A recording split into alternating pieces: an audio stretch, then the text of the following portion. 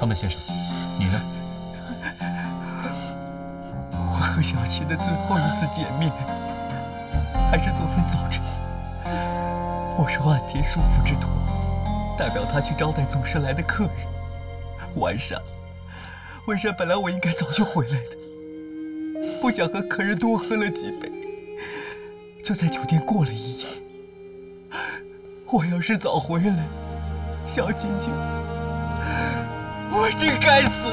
康本，康本，少爷，要怪得怪我啊！千不该万不该，昨晚我不该让少夫人那么晚了还去画室呢。你应该就是第一个发现死者的张管家。是我。你说赵小琴去画室之前，你见过她？是，我还劝她别去了，可她……当时几点？是9点半。你就记得那么准确？我看过表的，当时我锁好后门，正准备回房休息。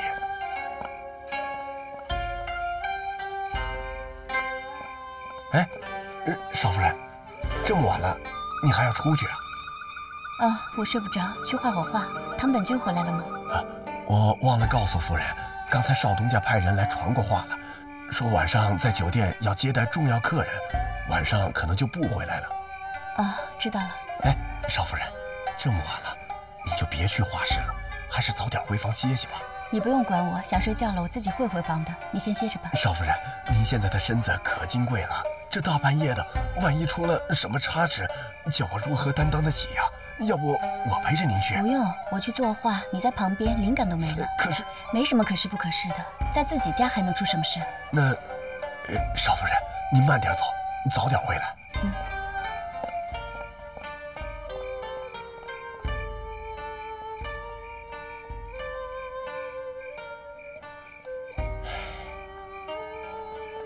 当时我也没想到会出这样的事，少夫人执意要去，我也不好阻拦。我看着她进了画室，就自己回房睡觉了。可谁知道，第二天早上，我醒来去花园修草，发现后院的门是开的，画室门把上还有血迹。我到画室一看，才知道出了大事。早知如此，我昨晚就应该守在少夫人身边的。赵小琴经常会去后院木屋画画吗？小琴以前在教会学校学过西洋画，我平时工作忙，没时间陪她，她就经常自己去那个木屋里画画，消磨时光。她还告诉我，她最后的那幅画，画的就是我们未来的孩子。可是现在画都没画完，她和孩子就……那赵小琴平时和什么人来往？小琴她有孕在身，她平常都待在家里，偶尔她父亲会过来探望她一下。她平时很少跟其他人来往。可是，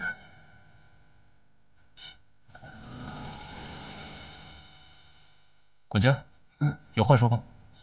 没有，我知道的都说了，没有了。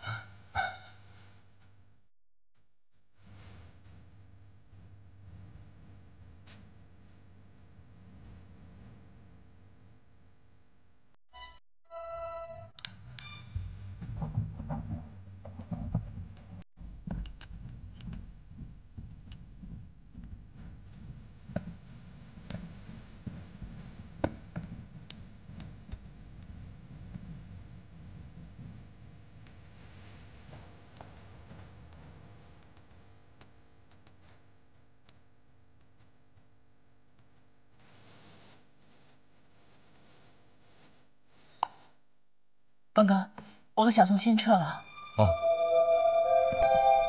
对了，走之前别忘了用你的狗鼻子找一找有什么线索。这回可让你失望了，我这狗鼻子现在什么都闻不到了。你的鼻子也有不灵的时候？还不都是因为你？小宋，我们走吧。好。走了。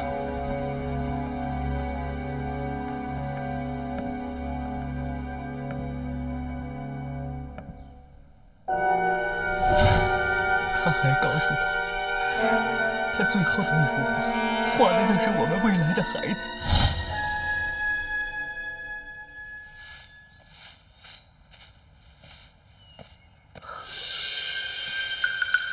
哎，不是。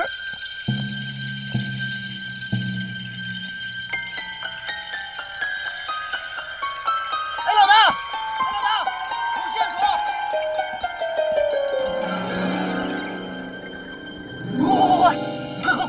快过来，老大！你看！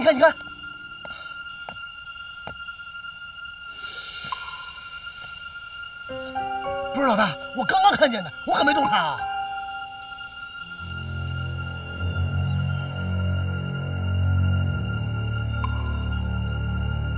不是老大，这什么呀？圣母玛利亚。圣母玛利亚？不是，那不是天主教的东西吗？是不是从天上掉下来的？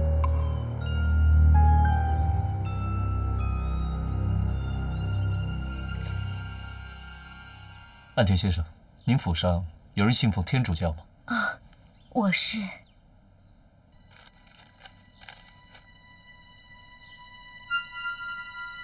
那这个圣牌是你的吗？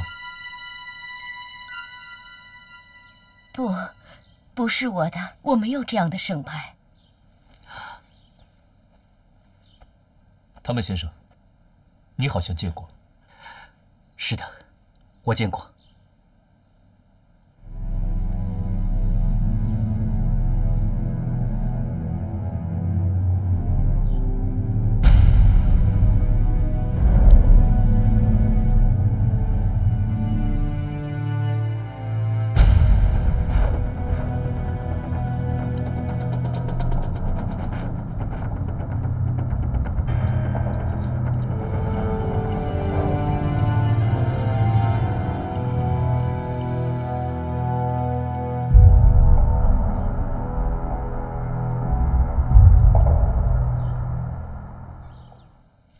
神父？对，他叫布鲁斯，是小琴教会学校的老师，就是他教会小琴作画的。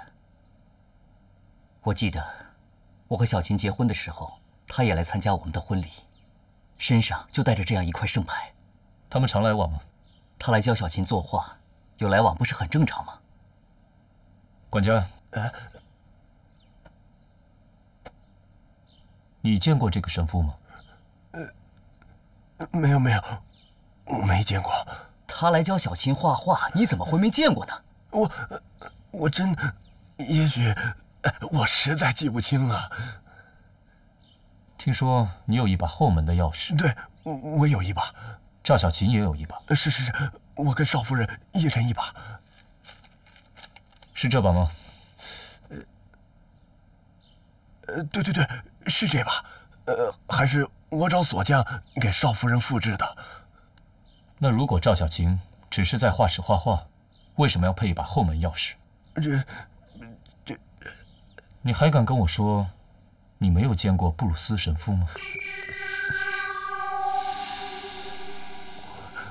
我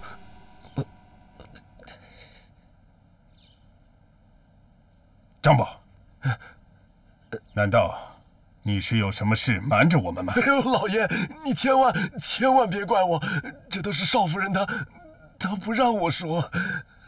她不让你说什么？其实那个布鲁斯，他来过寓所。来过多少次？差不多每周来一次。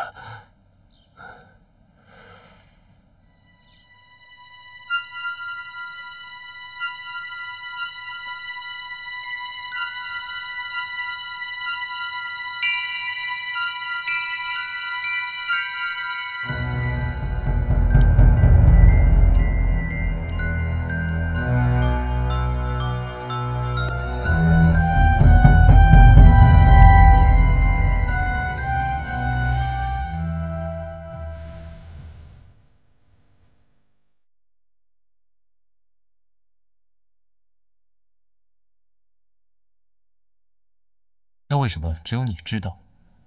因为每次那个人来，都是趁安田大人和藤本少爷去纺织厂，小丽夫人也不在的时候，而且他从来不走正门，而且什么？每次他来之前，少夫人都会把下人们支开，然后用那把钥匙把后门打开，亲自把布鲁斯迎进来，跟着2个人就走进木屋，关上门。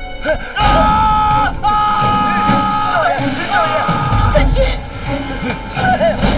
老爷。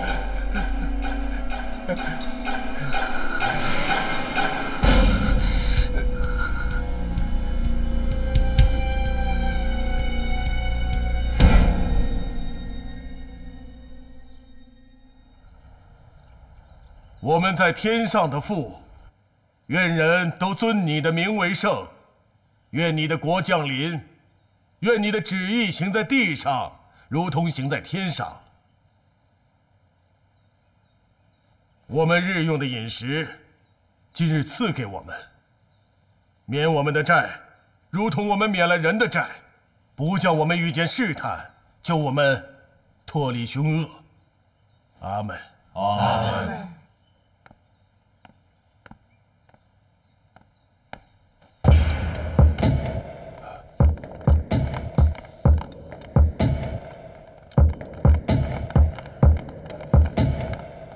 你是布鲁斯神父吗？我是。跟我们回巡捕房走一趟。我为什么要跟你们到巡捕房？看看，我们也是奉命行事。好，带走。神父，被带走了。神父。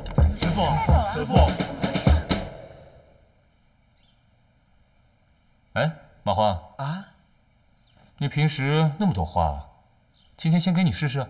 老大，我跟你那么长时间了吧？我也学了几招，要不我先来说说？快说吧，快说吧。哎呀，我先把整个案发现场的大致环境给大家介绍一下。整个岸田寓所的后花园，占地将近1亩。凶杀案的第一现场，也就是那所小木屋，处在后花园的东北角，刚好靠近整个岸田寓所的后门。案发后，那扇后门是敞开的，门上还挂着锁，锁里还有钥匙，还带有血迹呢。哼！但是显然这个凶手啊，他不是新手，因为从后门到木屋，他没有留下一枚指纹。显然啊，这个凶手是戴着手套作案。在现场呢，我也没有发现任何破门而入的迹象。我想，这个凶手一定是拿着钥匙将后门打开，从后门走了。所以我分析啊，分析就算了吧，说了事实就够了。不是，你怎么总打岔呀？马黄，说的挺好，继续啊。不是我是这么分析的啊。案发当晚，这个死者呢正在房间里绘画，突然听见了一个熟悉的敲门声。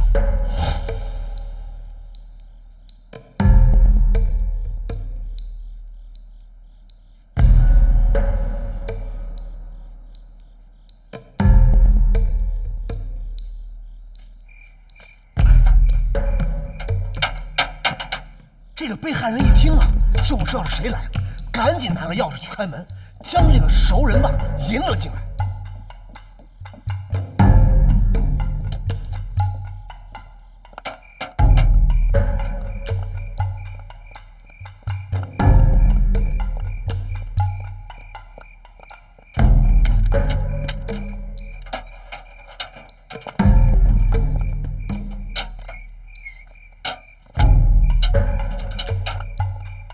因为这个来者是熟人，赵小琴丝毫没有戒备的就把客人迎进了木屋。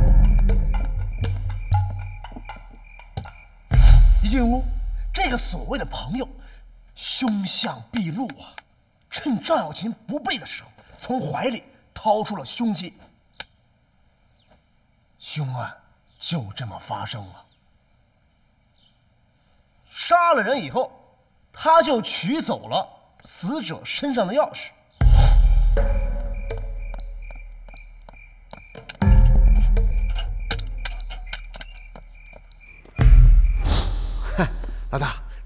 这就是我对本案的这个全部分析。嘿嘿。老黄有长进，不过漏了2个重点啊？什么重点啊？第一，半夜时分有一个男人来敲门，女主人毫无顾忌地迎他进屋，这说明什么呢？不是老大，你的意思是说这个被害人跟这个凶手之间有着不正当的关系？嗯。还有，你好像忘了一块圣牌。哎呦，你瞧我这脑子！哦，对，这块圣牌呢，是我在案发现场的草丛里面唯一找到的证据。我想啊，肯定这个凶手在杀完人之后逃离现场的时候掉在草丛里的。那如果这块圣牌是在逃离的时候掉下来的，那是怎样掉的呢？难道他摔了一跤，圣牌就掉到3米之外的草丛里了？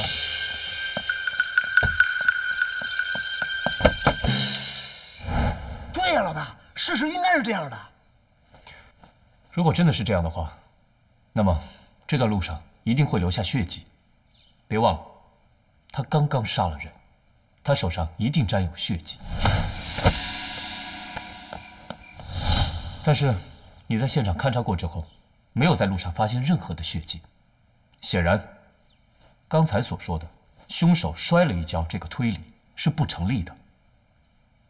如果没有摔跤这回事，那这块圣牌又怎么会落在3米之外的草丛里呢？你们不觉得很耐人寻味吗？不是老大，我还有一个疑问啊！你说这个女的被杀了以后，身上流了那么多血，那为什么凶手的鞋子上没有沾到血呢？这说不通啊！这一点我来给你解释吧。这是我的尸检报告，经过检验，死者的致命伤是右颈动脉被割断而导致大量出血致死。死者的伤口是呈前宽后窄状，那么由此我可以推断，凶手很有可能是从死者的左后方下手，割断了右颈动脉，而大量的血流是从死者的右前方喷射而出。所以站在死者身后的凶手身上并没有沾上血迹，而且凶手杀人之后并没有立刻剖腹取胎，而是等待了至少大概10几分钟之后才动手。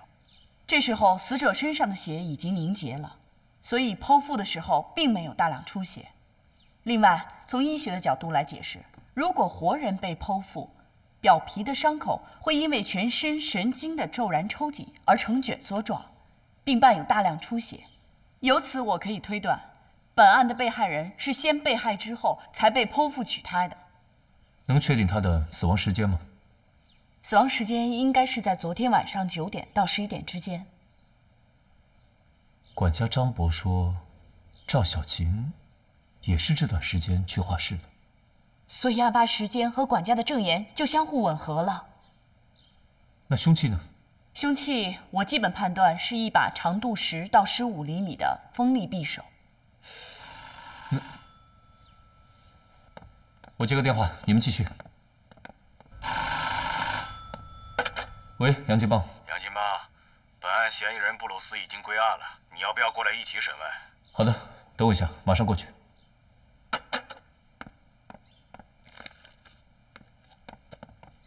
张启发刚才打给我，要我过去一起审问嫌疑人。你们继续，不过要记住重点，是要尽快找到凶器。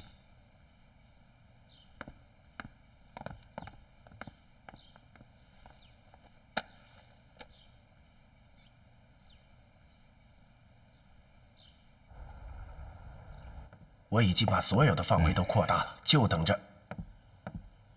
他们去过多尔大教堂。维克多尔大教堂。是的，我知道了。林氏先生出什么事了？好像出了大事情了。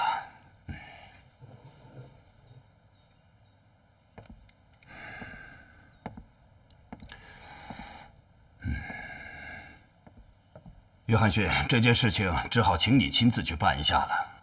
什么事？我们绝对不能容忍这样的丑闻扩散到整个上海滩，你明白吗？你来一下。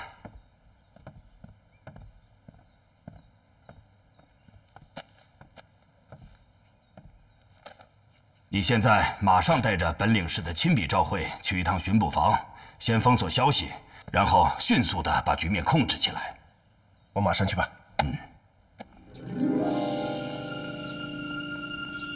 我触犯了什么？你们为什么无缘无故把我抓来？无缘无故吗？波罗斯神父，你是不理解中文，还是故作镇静？我不懂你的意思。赵小琴死了。什么？小琴？什么时候？昨晚10点到11点之间。上帝啊，这不可能！是谁杀了他？这也正是我想问你的。神父，撒谎是会被天主抛弃的。我希望你告诉我实话。以天主的名义，我绝不会说一句假话。那好，那请你告诉我，昨晚，尤其是9点到11点之间，你在干什么？昨天是星期天，很多教徒来教堂做弥撒，我忙了一整天，站着就当是休息了。那弥撒是什么时候结束的？下午6点。那6点之后，你在哪里？我一直在清扫教堂，清扫完就回去睡了，没有去任何地方。有人能替你作证吗？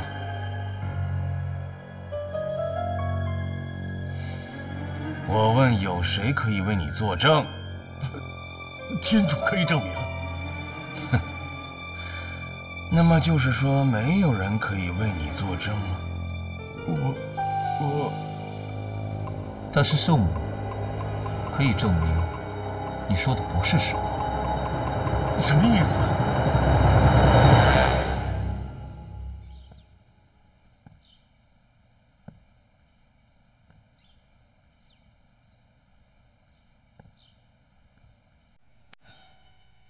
哎，你们说那个凶手会不会是那个神父啊？要真是他，就太不可思议了。他可是个天主教徒啊！你这是驴的逻辑。啊？天主教徒怎么了？天主教徒就不是人了？天主教徒就不犯罪了？阿切，阿切！哎呀，那个我差点忘了，这个是我跟老大带回来的路上，他让我交给你的。听说治疗伤风感冒特别管用，你赶紧吃吧。这真是他给我买的？那肯定啊！你瞧，这上面全写的是洋文，那我5阿6也不可能给你买这种西药，是不是？那他为什么不自己交给我？这我就不知道了。你说他让我给你，我也不能说不啊。哎，你干什么？笨驴！你怎么老跟我作对啊？小宋，人家在调情，你还一本正经，你不是笨驴是什么？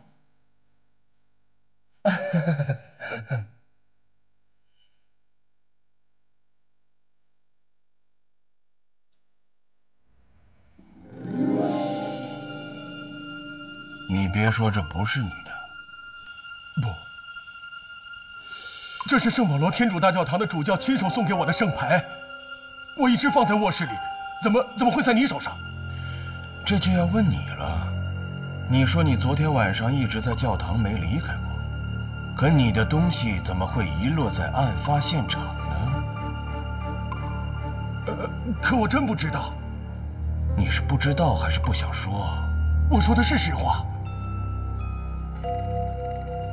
如果你们非要说我晚上去过别的地方，有人看见吗？但是你也没有不在场的证明。那好，我再问你，有人告诉我，你一直都在教赵小琴画画，是吗？是的，她还在教会学校的时候，我就是她的老师，教她画油画。后来她结了婚，不再去教会学校上课了，我们就成了有共同艺术爱好的朋友。朋友交画，为什么每一次都是从后门进出？这里可能引起了误会。事实是，作画需要安静的环境和氛围，创作时最怕被闲人打扰到。后门进后门出的和一位少妇见面，我想不仅仅是为了有个安静的艺术氛围吧。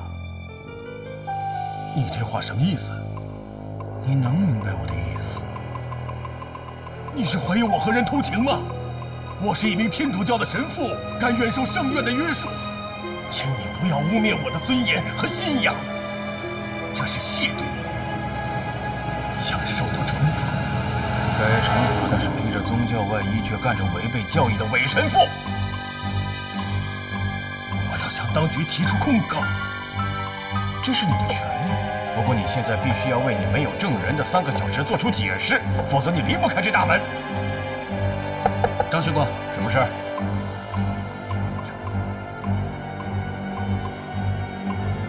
我出去一下。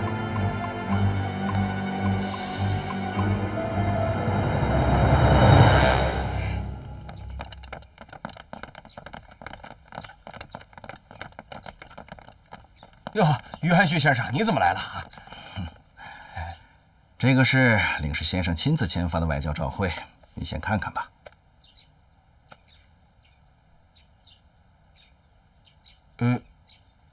这个布鲁斯神父他涉嫌……这份照会是用中英文2种文字写的，你不会看不懂吧？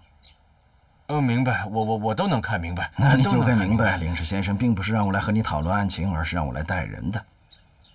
我们巡捕房也是按照工部局的指令限期破案的。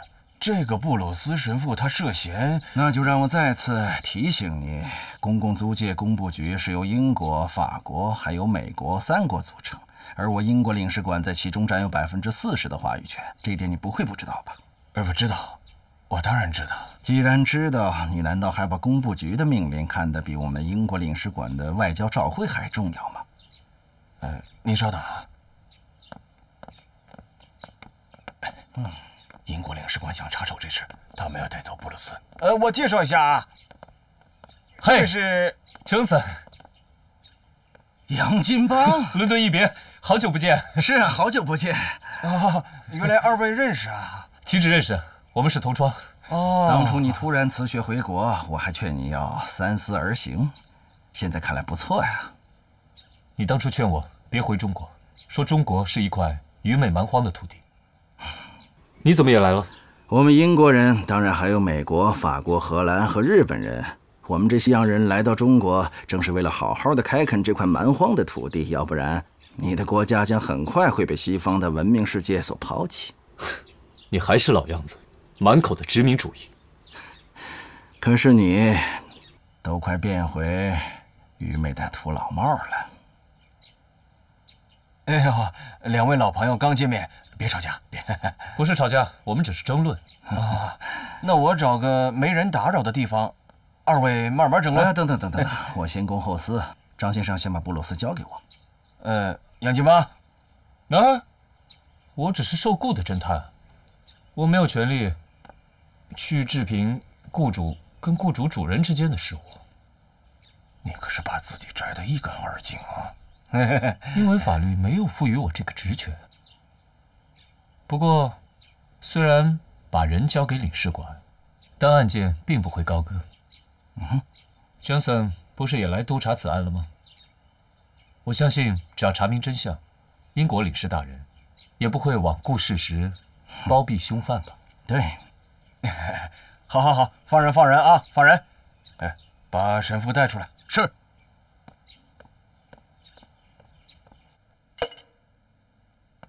好不容易抓到一个嫌疑人，他娘的说带走就带走了。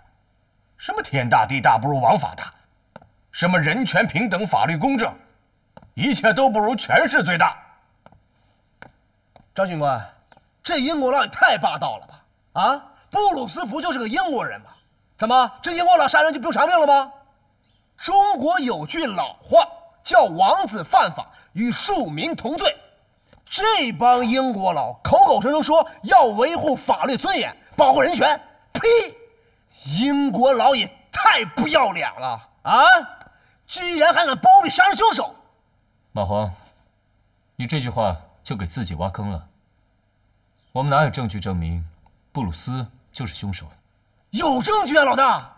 第一，这个张管家证实，布布鲁斯和赵小琴经常会暗中相会，而且能让赵小琴半夜3更去打开他家那扇后门的，只有这个男人。但我们只能证明，他经常去一所教习画画，却不能证明他们有不寻常的关系。还有第二呢，老大，这个布鲁斯啊，还不能证明案发当晚他一直留在天主教堂里头。换句话说，他有足够的作案时间。他是没有不在场的证明，但我们也不能证明他就在场。老大还有第3条呢，那才是关键呀！铁证，就是咱们在案发现场发现那块圣牌。如果他不是凶手，这块圣牌怎么可能鬼使神差般的落在案发现场呢？我想啊，他一定是凶手。但最奇怪的是，他没有否认圣牌是他的，而且他也不知道圣牌为什么会落在案发现场。他是想蒙混过关，他在说谎。他的微表情告诉我，他没有撒谎。哎，等等，杨金茂，你见过你的老同学约翰逊之后，你的立场就变了，开始竭力为凶手开脱了。我告诉你，我受洋人聘用在巡捕房当官这么久，我也没像你这么崇洋媚外。我告诉你，你赶紧悬崖勒马，不然中国人得骂你是洋奴，你知道吗？哎呦，张探长，要说到对付洋人，就是2个邦哥也抵不过1个你呀。刚才马黄的3大疑问的确只是一种推理，但是我们现在还缺乏确凿的证据来证明它就是事实。而且，邦哥对马黄的反驳，并不是想袒护嫌疑人，他只是想通过反证的手法来为我们的推理寻找到更有力的物证支持。哎呀，燕儿，我还是想不通。你说物证，那块圣牌难道不是物证吗？圣牌是我们现在所获得的唯一的证据，但是圣牌落在案发现场本身就存在着无法解释的疑问。另外，现在我们还没有找到本案最直接的证据，就是凶器，所以现在下结论说布鲁斯神父是凶手的话，还为时过早。我们还没找到的不仅是凶器，还有杀人的动机。对，这也是让我百思不得其解的。布鲁斯神父如果真的和赵小琴有暧昧关系，那他为什么要杀赵小琴呢？他甚至残忍地剖开她的肚子，取走了8个月大的胎儿。在这些谜团没有解开之前，我们下任何结论都是不负责任的。你这说的有道理啊！我之前一直在想找谋杀证据，却忘了谋杀动机。如果凶手真是布鲁斯，他为什么要谋杀赵小琴呢？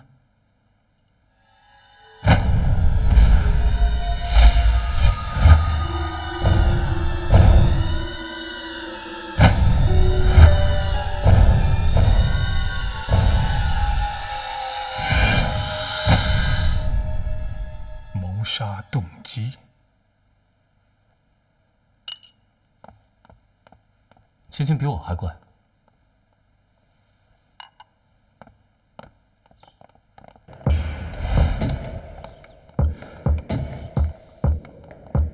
你们来看，这幅画有什么特别的地方？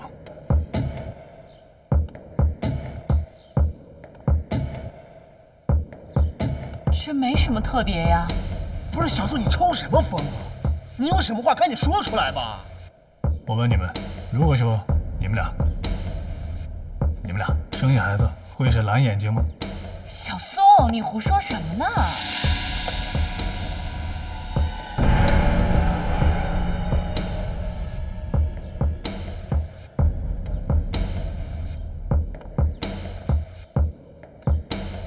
果然是照相机。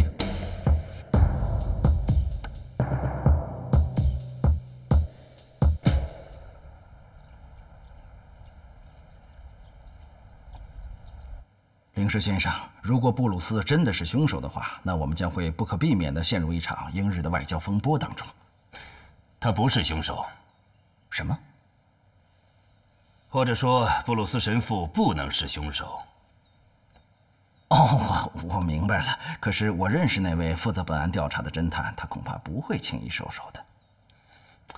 如果布鲁斯只是个普通的英国公民，我们大可不必拿信誉做成本去保护他。可是布鲁斯是个神父，背负着我们对西方这块土地无限期望的重大使命的天主教神父，我们绝不能让中国民众因为一个神父的丑闻而失去对上帝的信仰。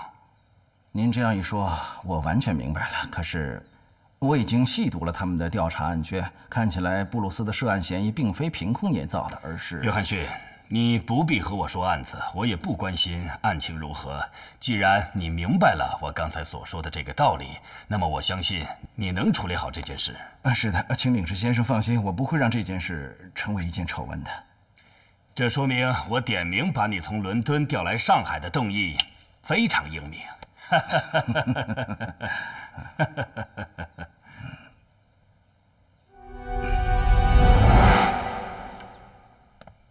这双蓝眼睛代表什么呢？哎，唐本峰说过，赵小晴最后画的是他们未来的孩子。那既然是日本男人跟中国女人生的孩子，就应该是黄皮肤黑眼睛。可是赵小晴为什么要给没出生的孩子画上一双？我知道了，他难道是想暗示别人孩子的生父另有其人？他不仅告诉别人孩子的生父另有其人，还明确向某人暗示孩子的生父是谁。哎，布鲁斯神父不是蓝眼睛吗？他是不是在说他肚子里的孩子的父亲就是那个布鲁斯神父啊？驴开窍了，你才是驴呢！行了，你们俩别掐了。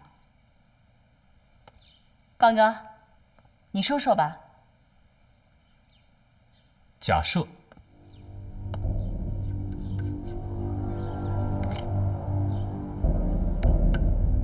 布鲁斯跟赵小晴是有奸情的，赵小晴很清楚自己怀的孩子是谁的，但是因为某一种原因，她不可以告诉布鲁斯，他就是孩子的父亲，所以就画了一幅这么奇怪的画去向他暗示。但是布鲁斯是个天主教的神父，如果他跟一个有夫之妇偷情，并且生下一个混血儿的话，按天主教教义，轻者就是被解除身份，重者就是被判死刑。所以，他一定不能让这个混血的孩子出生，便出手杀了赵小晴。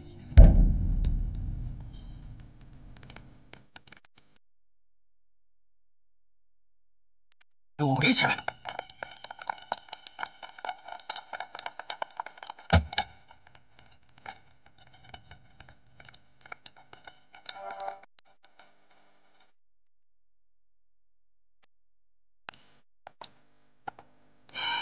我听着，不要放我任何一个角落，快点！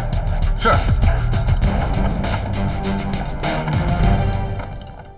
可我还是不敢相信，布鲁斯是天主教的神父，他怎么能做出如此丧心病狂的事呢？这是悖谬啊！他这样做，也有可能是因为他的宗教。为什么？因为西方人想用他们的宗教来做殖民的国策。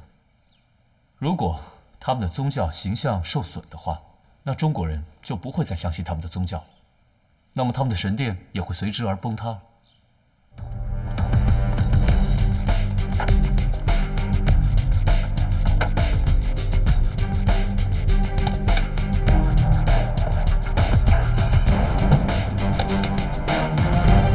也是同一个原因，英国领事馆一听到这个英国神父涉嫌谋杀，就马上把他带走。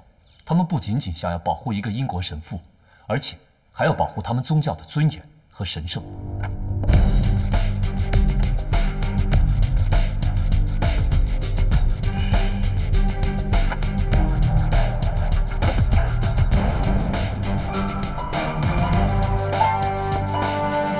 报告，什么都没搜到。那好吧，我们走。收队。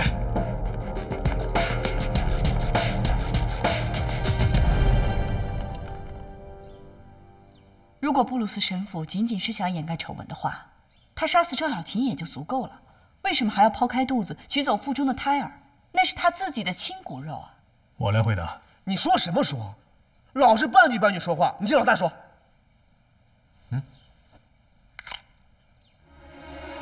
赵小晴已经通过这幅油画，道明了肚子里的胎儿是个混血儿。布鲁斯知道，如果赵小琴被害，侦查案子会解剖尸体，那么势必会暴露他肚子里的胎儿。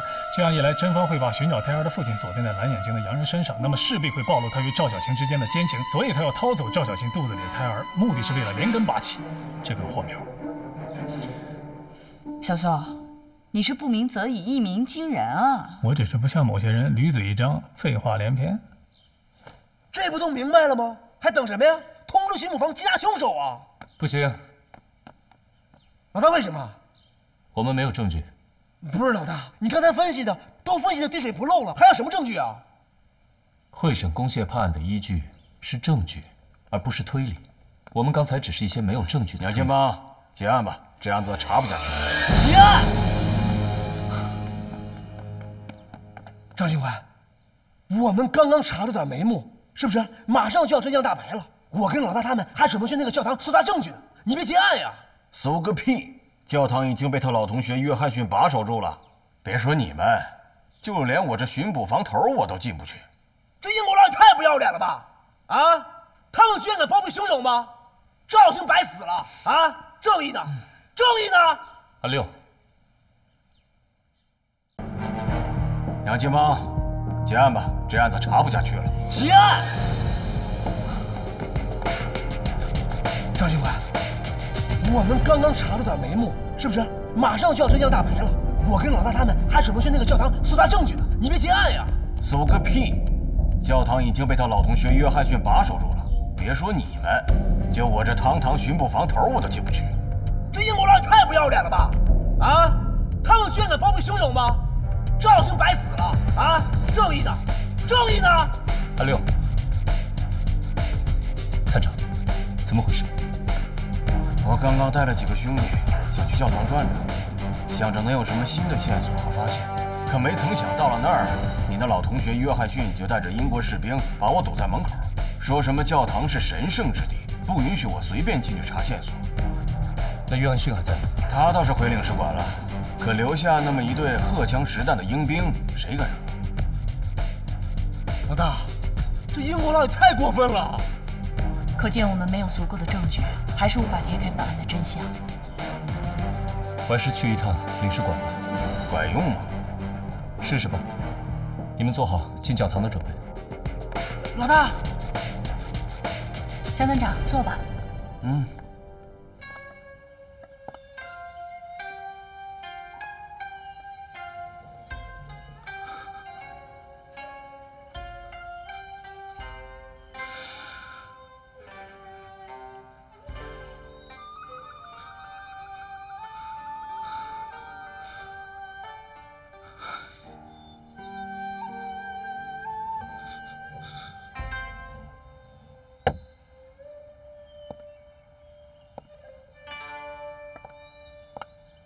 小琴真的和那个英国神父有染吗？不，我不相信这件事是真的，除非巡捕房拿出确凿的证据，否则我会通过日本国代办向会审公械提出抗议，并要求他们公开道歉，以挽回岸本家族遭受的名誉损失。我儿子已经受到了这么大的打击。如果再证实小琴和别人有染，可让他怎么受得了啊？但是，现在毕竟还不能证实这件事是真实的。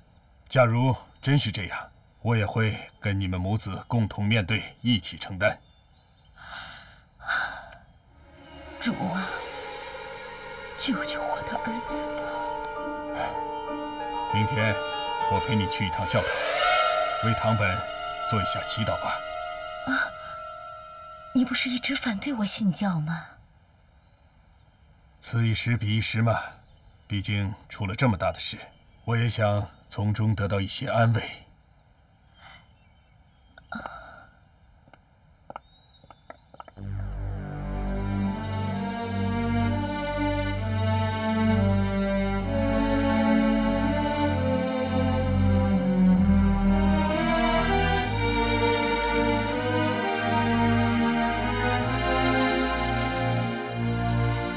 小琴，你为什么笑得这么开心？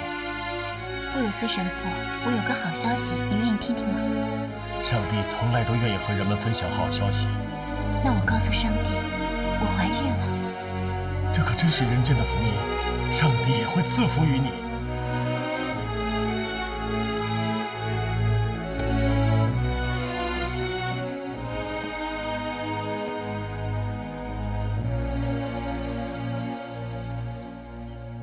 哦，约翰逊先生，你来了。我在你身后站了几分钟了，想回家了？不，在还我清白之前，我不会想去任何地方。可是你恐怕必须得回英格兰去，而且要尽快秘密地离开。领事馆为你安排了游船的头等舱。不，我哪儿也不会去。我奉上帝旨意来到这里，除非是上帝召唤我，我不会去任何地方。可是你难道希望在中国制造一桩令上帝难堪的丑闻吗？不，我的灵魂是圣洁的，我不会给上帝带来任何的麻烦。可是你没有意识到吗？你已经给大英帝国带来了麻烦。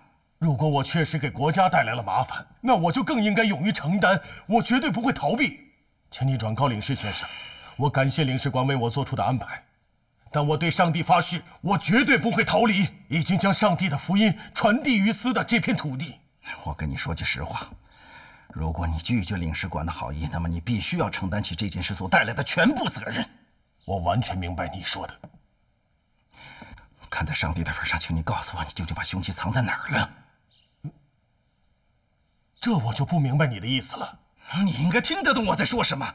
我看过他们的调查笔录，所有的线索都汇聚在你的身上，真相不言而喻。我是为了制止事态进一步恶化，才希望你把凶器交给我，否则的话，就算上帝也救不了你。这不仅是你个人的荣辱，还关系到大英帝国的诚信和荣誉。你听明白了没有？不，我现在更糊涂了。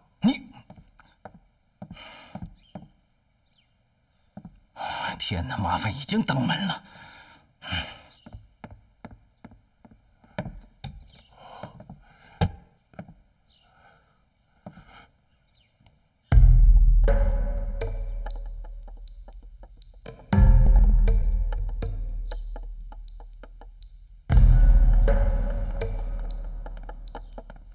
老同学，如果我没猜错的话，你今天不会是为了来和我握手言欢的吧？拒绝握手好像有失英国绅士的风度。非常抱歉，请坐。要是你今天想来带走布鲁斯神父的话，那我劝你还是免开尊口。英国领事馆代表英国政府在此行政，绝不容许任何人来诋毁一位英国神父的名誉。看来老同学当了外交官之后，喜欢用自己的推测给别人下结论的毛病还是没有改变。中国有一句话，就是以己之心夺人之腹。这样做很容易误会别人，也便宜不了自己。难道是我猜错了你今天的来意？这一次来是想为老同学解忧的。怎么说？不知道你有没有听过一句中国的谚语，叫做“世上没有不透风的墙”。虽然我们没有宣布怀疑布鲁斯涉嫌谋杀，但是那些靠绯闻、艳情生存的小报记者一定会闻到味道。你想想，如果一个英国神父涉嫌谋杀情人的绯闻暴露出来的话，我想除了上海滩，甚至整个中国都会引起巨大的轰动。我想，当然不是领事先生和贵国的政府想看见的结果吧？不，绝不能发生这样的事。所以啊，我这次来是想提供一个办法，让你们控制这个局面。那你有什么主意？如果可行，我会采纳。就是容许我们进入布鲁斯神父的住所，象征性的搜查一次。你不知道布鲁斯的住所在教堂里吗？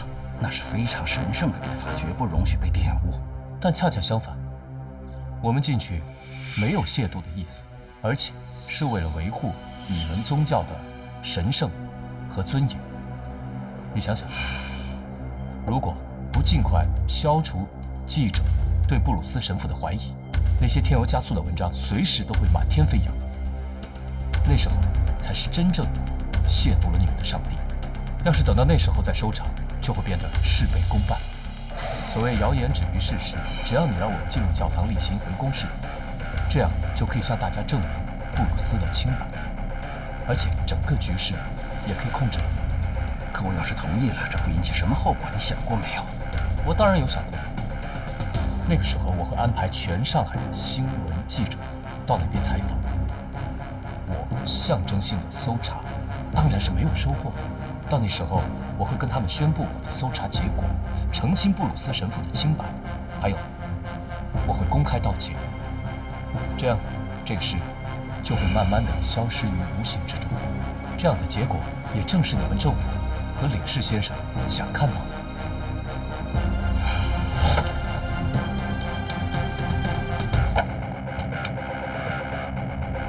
我的灵魂是圣洁的，我不会给上帝带来任何的麻烦。可是你没有意识到吗？你已经给大英帝国带来了麻烦。如果我确实给国家带来了麻烦，那我就更加应该勇于承担，而绝对不会选择逃避。我跟你说句实话，如果你拒绝领事馆的好意，那么你必须要承担起这件事所带来的全部责任。好，老同学不愿意，算了。老同学，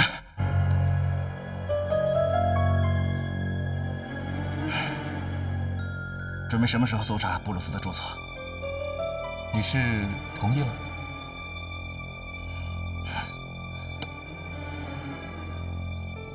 你那句话说得非常好，谣言止于事实。我也正希望用事实来平定眼前的这场风波。那好，我的助手们可以随时出发。大卫先生，进来。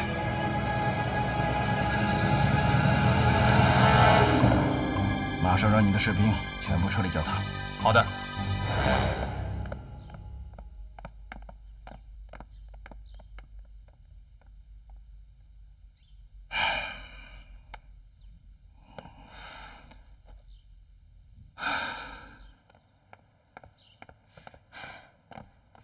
邦哥，你是用什么办法让那个约翰逊同意搜查教堂的？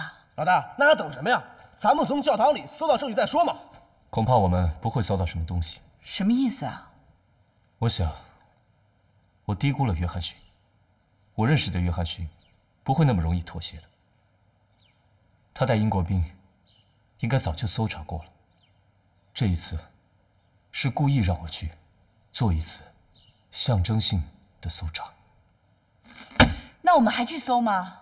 不去，不去，谁给你收拾那烂摊子？不是杨金邦，你是不是唯恐天下不乱呢？什么意思？我还想问你什么意思呢？你自己到教堂看看。哎呦，那可是一道风景线。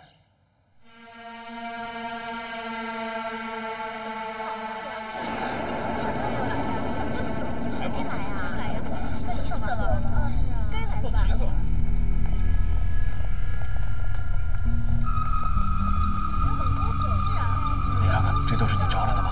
我告诉你啊，你能搜出什么来还好，要是搜不出来，我肯定找你麻烦。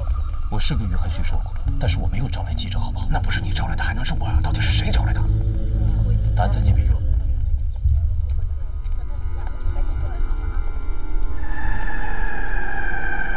看来我这老同学是成竹在胸的。那我们到底进不进去搜啊？开弓没有回头箭。不是，你要是搜不出什么东西来，我怎么向他们交代？怎么交代？如实报告，最多跟布鲁斯神父道个歉吧。走了。不是，杨金邦，你站住！杨金邦，你别拍了，别拍了，行了啊！哎，收起来，收起来，相机收起来啊！别拍了，别拍了，别拍了，往后退啊！别拍了，别紧了，别紧了，往后退，相机收起来啊！收起来，走。先生，我们走吧。不，我等着看好戏呢。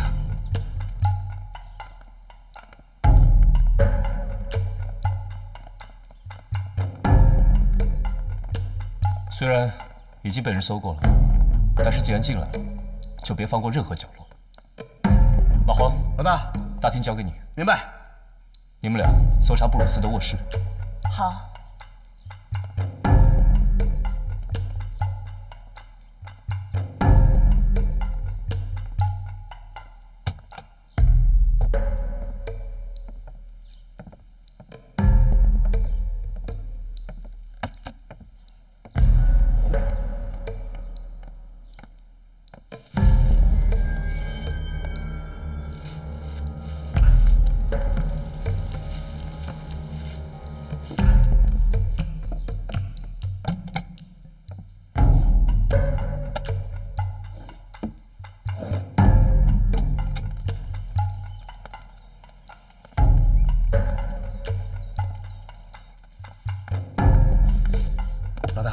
恐怕真的是找不到什么了。尽力而为吧，我进去看看他们，你继续。明白。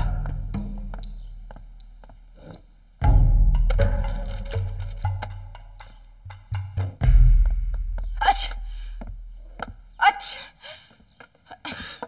你吃药了吗？吃什么药啊？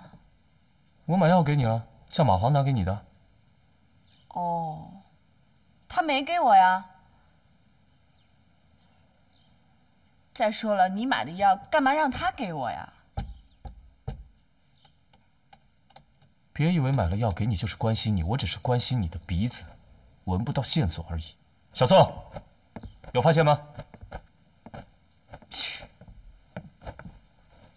唉，真的被约翰逊搜得一干二净。那你还让我们瞎折腾什么呀？那也要搜呀，顺其自然吧。那就别瞎折腾了，小宋，收吧。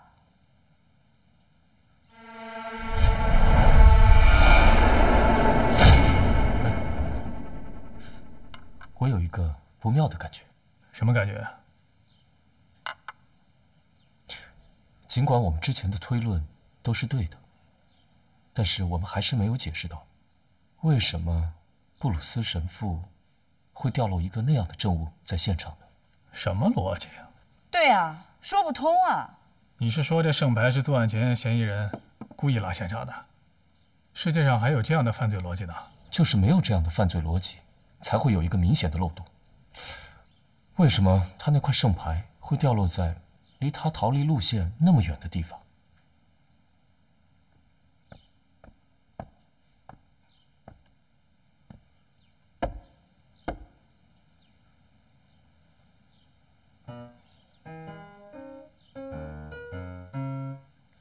哎，算了吧，别找了，我还得花时间打发那群记者。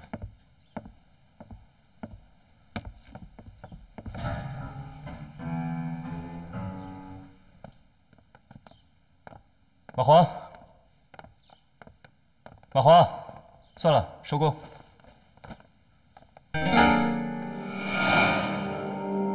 阿六，再做一遍。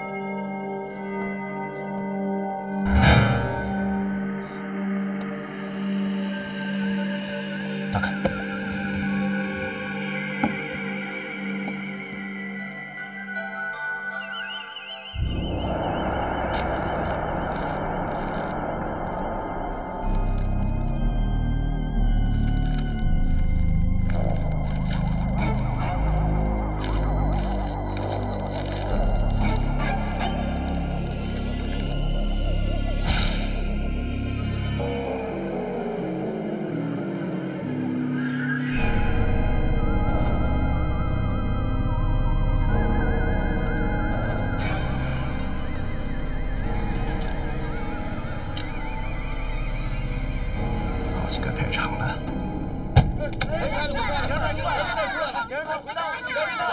各位别急啊，别急别急，好，站好啊！大侦探，终于开场了。请问你们在嫌疑人的住所找到什么了吗？大侦探，听说你们出了差错，冤枉了布鲁斯神父，请问你们是否要向神父表示公开道歉？杨先生，您是上海民众心目中的神探英雄，请问这次失手会不会给您的侦探生涯画上句号？杨侦探，杨侦探，您回答一下我们的问题吧。女士们、先生们，刚才呢，杨金邦先生和他的助手已经对所谓的嫌疑人住所进行了搜查，而今天搜查的结果呢，将直接关系到布鲁斯神父的清白。那么现在我们就请杨金邦先生来宣布一下搜查的结果，然后呢，再请他回答各位的提问。杨先生，请吧。各位，我们今天在这个神圣的教堂里面，的确找到了一件有趣的证物。什么证物啊，杨侦探？是啊，杨金邦先生，你到底找到什么证物了？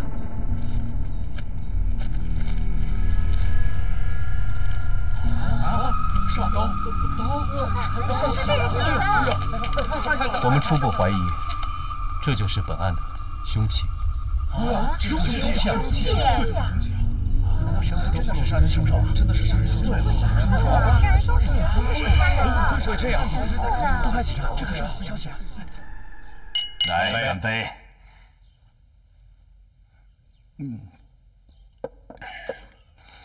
哎，各位别客气啊，随便吃。哎，领事先生，你显然不是来和我共进午餐的。说吧，事情坏到什么程度了？他们从布鲁斯的住所找到了那把凶器。怎么会这样？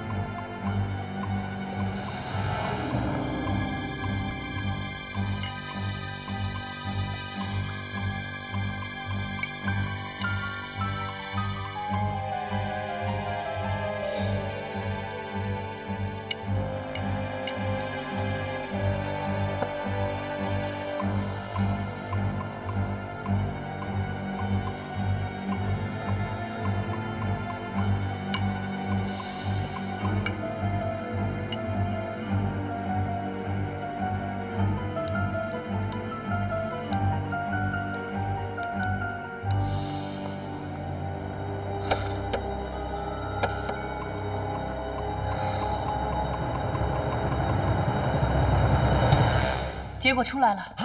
怎样？刀柄上的血迹和赵小琴的血型完全相符。太好了，老大，大功告成了，咱们这回可以好好吃一顿了。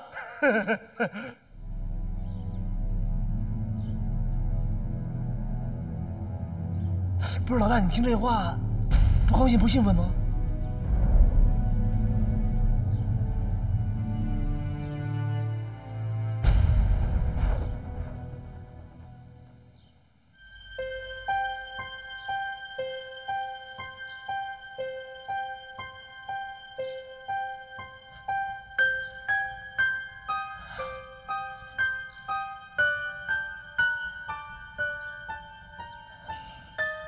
昨天晚上，我一夜没睡，脑子里全是小琴。小琴是个好妻子，也是我的好媳妇。我不相信她会做出对不起丈夫的事，我更不相信布鲁斯神父会杀害小琴。我相信，巡捕房会查明真相的，还小琴一个清白。老爷，老爷，老爷！什么事？今天的所有报纸上都登着，巡捕房雇佣的侦探找到了杀害少夫人的凶器啊！什么地方找到的？报上说凶器藏在维克多尔大教堂的一架钢琴里面，这不就证实了布鲁斯是杀人凶手吗？少爷，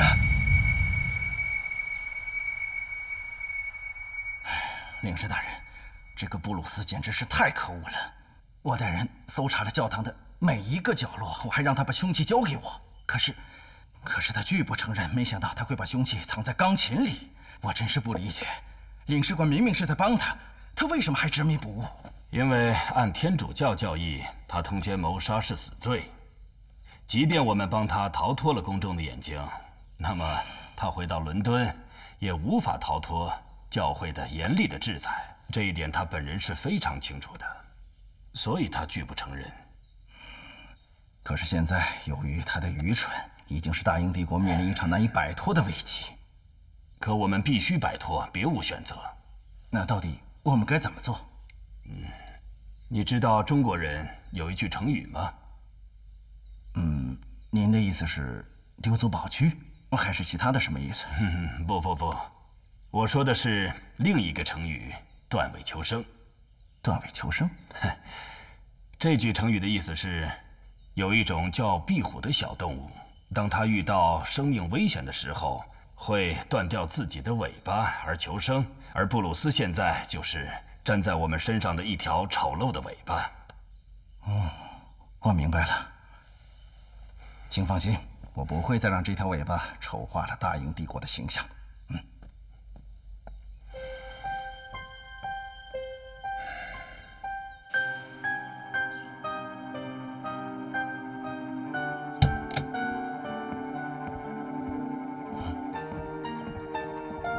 布鲁斯，请跟我们走吧。我可以回教堂了吗？不，你恐怕再也回不到教堂了。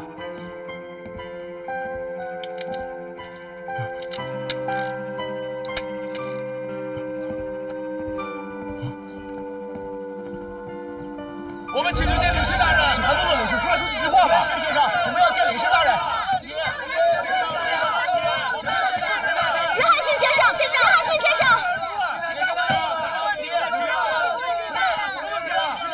约翰逊先生，请回答我们的问题好吗？几个问题吧。我们要见领事大人。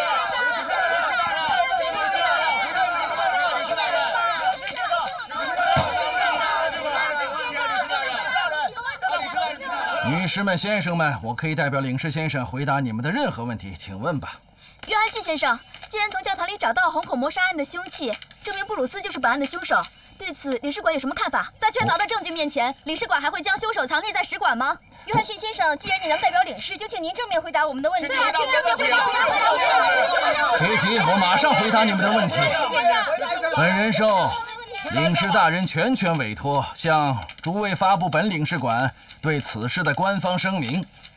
事实上，当巡捕房传讯布鲁斯的同时，领事馆就高度重视，为了不让嫌疑人发生意外，我们才将布鲁斯带回领事馆监视居住，并且询问案情。经过对布鲁斯的询问和杨金邦在嫌疑人住所找到的凶器，我们也对布鲁斯的谋杀事实予以确认，并且对这种惨绝人寰的罪行，我们英国领事馆绝不包庇纵容，决定立即将凶手布鲁斯移交给会审公廨，并以大英帝国的名义敦促会审公廨从重从快地审理此案，以尽早消除布鲁斯对我们大英帝国所造成的负面影响。我相信布鲁斯一定会为自己所犯下的罪恶付出代价。把人带出来！哎，布鲁斯神父出来了！神父出来了！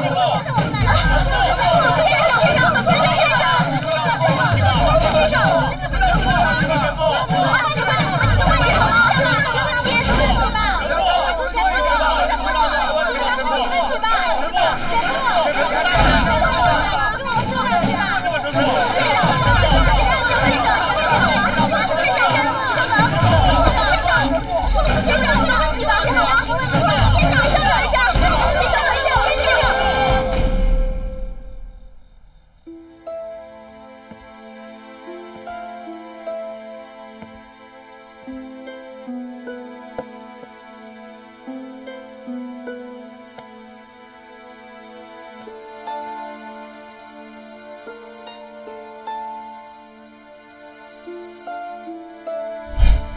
把衣服穿上。阿切，干嘛？病了？没事儿，可能是着凉了。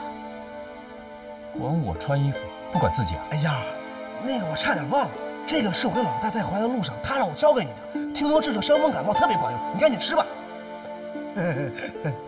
这真是他给我买的？那肯定了，你瞧，这上面全写的是洋文，那我526也不可能给你买这种西药，是不是？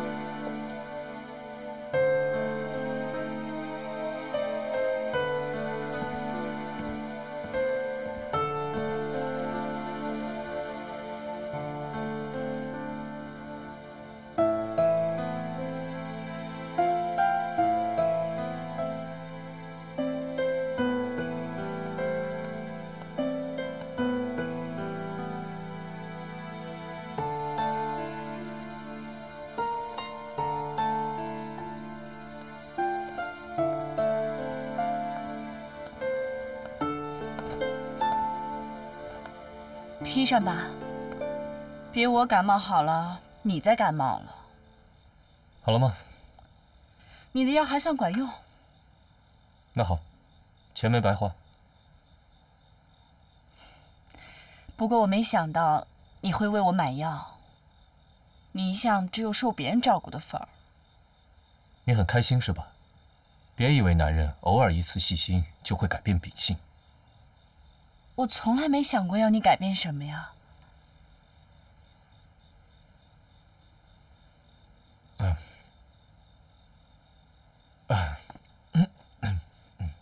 英国领事馆现在就催着会审公谢，择日开庭审理。但是我觉得这个案子还有很多谜团还没解开，和你当初一样。我总觉得布鲁斯神父不是一个丧心病狂的恶魔。甚至，我怕他会像我好兄弟苏沫一样，成了凶手的替罪羊。但是我又找不到更有力的证据，叫他们取消3天之后的庭审。邦哥，你也不要太为此事纠结了。我们只是提供客观的事实和物证。布鲁斯神父是否被判有罪，不是还有法官的吗？再说了，现在会审公谢决定3天后开审。那我们现在也改变不了什么呀。是改变不了，但是我们的疏漏会导致误判，这是我一辈子都承受不了的事。我知道你是一个完美主义者，但完美主义本身就是一种缺陷，因为这世上根本就没有完美的事物存在。我们不是有句古话吗？人非圣贤，孰能无过？这是一句最有智慧的哲理。好了，你现在什么都不要想，听我的，赶快回去睡觉，好好准备证词，3天后还要上法庭呢。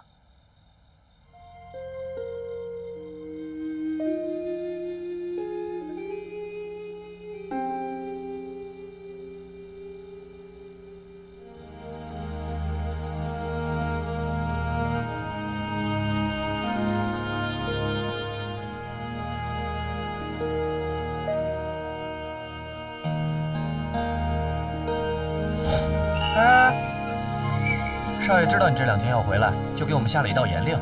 什么严令啊？实在对不住，我们少爷的严令就是不能放你进门。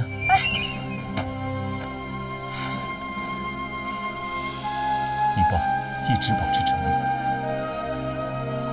请问，我们杨陆2家世交情谊何在？你爸这样做，跟同谋作案有什么分别？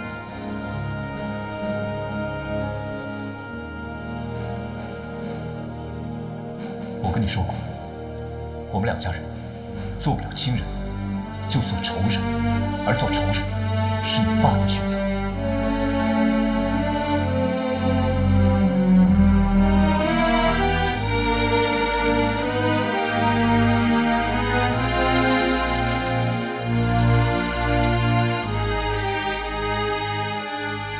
你很开心是吧？别以为男人偶尔一次细心就会改变秉性。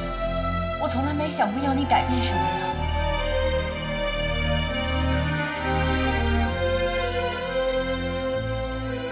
别以为买了要给你就是关心你，我只是关心你的鼻子，闻不到线索而已，自作多情。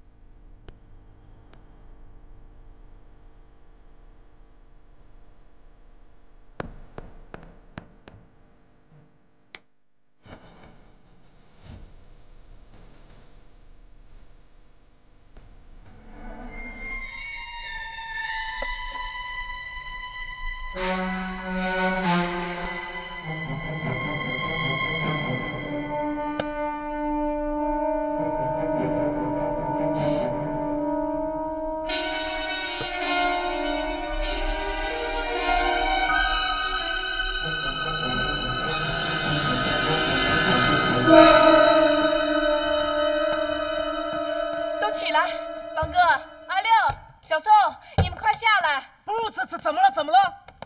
记贼了？出什么事啊？什么事啊？啊？我找到了一个足以推翻我们所有判断的证据。有什么发现？当初我们判断，这画上的小男孩是赵小琴故意画成蓝眼睛，来向布鲁斯暗示他就是孩子的父亲，并以此来推断布鲁斯是为了掩盖这一丑闻而产生的谋杀动机，对吗？对，这个推断太正确了。但如果这画中的蓝眼睛并不是赵小琴的原作，那这说明什么？这就说明有人误导我们的视线，还意味着有人栽赃布鲁斯，还有就是凶手另有其人。你是说有人用临摹的画把赵小琴的画给换了？不，画还是原来的画，但是眼睛的位置明显是被涂改过的。啊？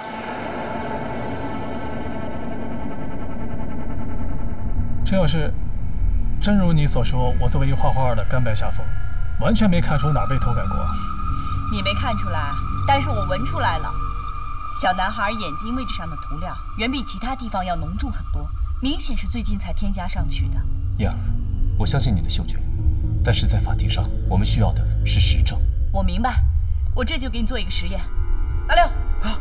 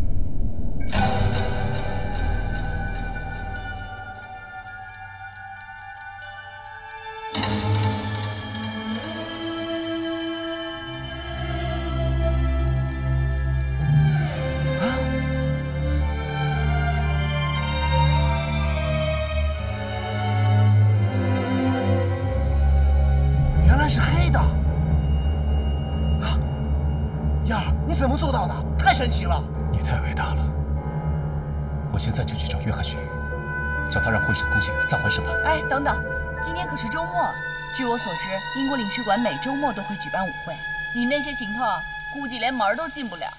那又怎样？交给我了。高兴。走，去喝一杯。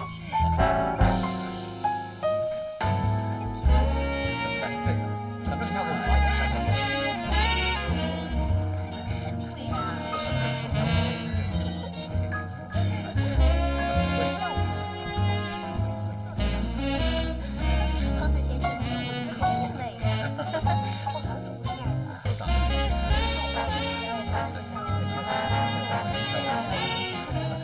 燕儿，看来要你出马。你在这等着，我去把他找出来。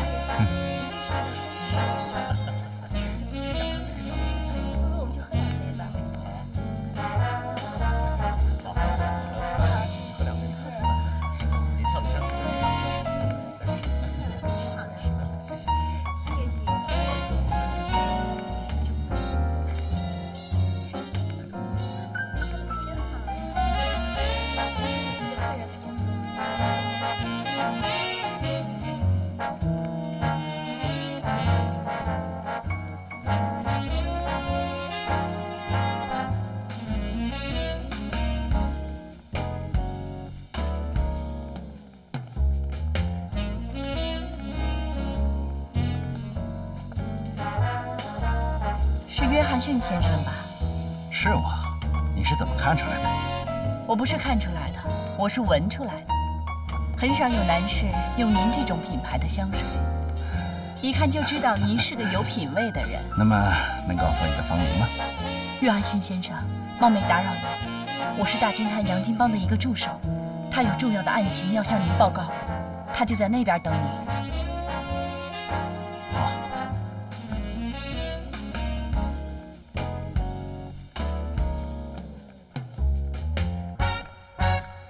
你说什么？你一定要相信，我找到了真实的证据，证明这个案子是有杀人嫁祸的情节。你听到这个应该挺开心吧？这样就可以证明布鲁斯神父是清白的。所以我连夜赶过来，就是想告诉你这个。其实这个案子还有一些疑团是解不开的，就好像布鲁斯神父的圣牌为什么会掉在一个不应该掉的地方，现在一切都可以解释了。所以，不可能。你说什么？跟我来。